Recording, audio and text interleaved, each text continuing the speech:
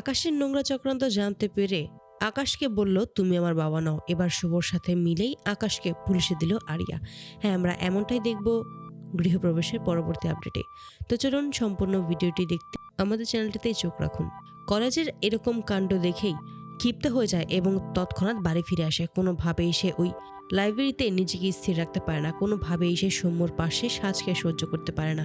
মনে মনে বলতে থাকে যে ওই সাজ, তোকে এবার আমি খুন করেই ফেলবো। তোকে এই সৌম্যর জীবন থেকে সরাতে হলে এটাই করতে হবে, এটা ছাড়া আর কোনো পথ নেই। সৌম্যকে পেতে হলে এটা আমাকে করতেই হবে।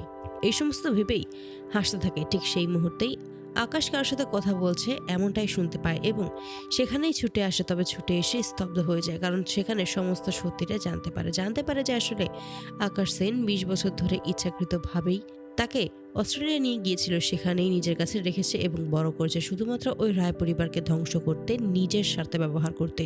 যে কোনো সময় রায় পরিবার থেকে আঘাত আসলে যেন প্রথমে ওই আরিয়াকেই ঢাল হিসেবে ব্যবহার করতে পারে আকাশ। সেই জন্যই এতগুলো বছর ধরে আরিয়াকে লালন পালন করে বড় করেছে। আবার সেই জন্যই ইন্ডিয়াতেও ফিরে এসেছে। এই সমস্ত কথা শুনেই শুভর কথা মনে পড়ে যায় আরিয়ার।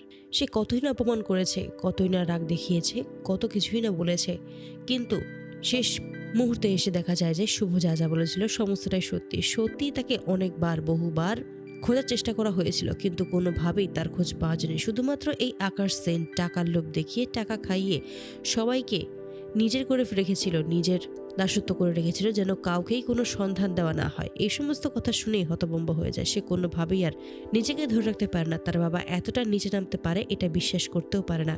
তাই তখনই ড্যাড বলে চিৎকার করে ওঠে। এতে করে আকাশ ঘাবড়ে যায়।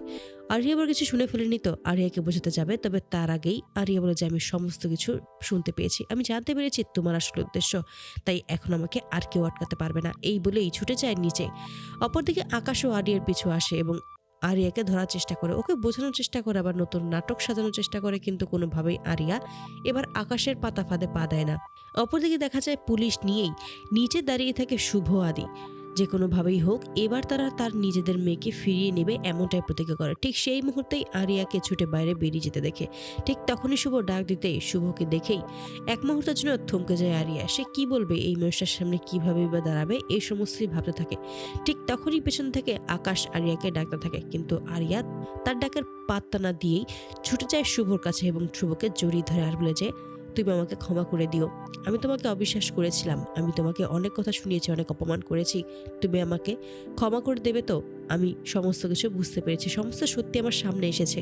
ঠিক তখনই আরিয়ার সামনে আবারও নাটক করে আকাশ, যেন আবারও আকাশের কাছে ফিরে যায় আরিয়া। কিন্তু আরিয়া স্পষ্ট জানিয়ে দেয় সে কোনোদিনও আর আকাশের কাছে ফিরে যাবে না। ঠিক তখনই পুলিশকে বলে, উনি আমার বাবা নন, ওনাকে অ্যারেস্ট করুন। উনি এতদিন ধরে আমার মায়ের কাছ থেকে আমাকে দূরে সরিয়ে রেখেছে, আমার ছোটবেলাটা নষ্ট করেছে, আমার 20 বছর ধ্বংস করে দিয়েছে শুধুমাত্র নিজের স্বার্থে ব্যবহার করবে বলে আমায়।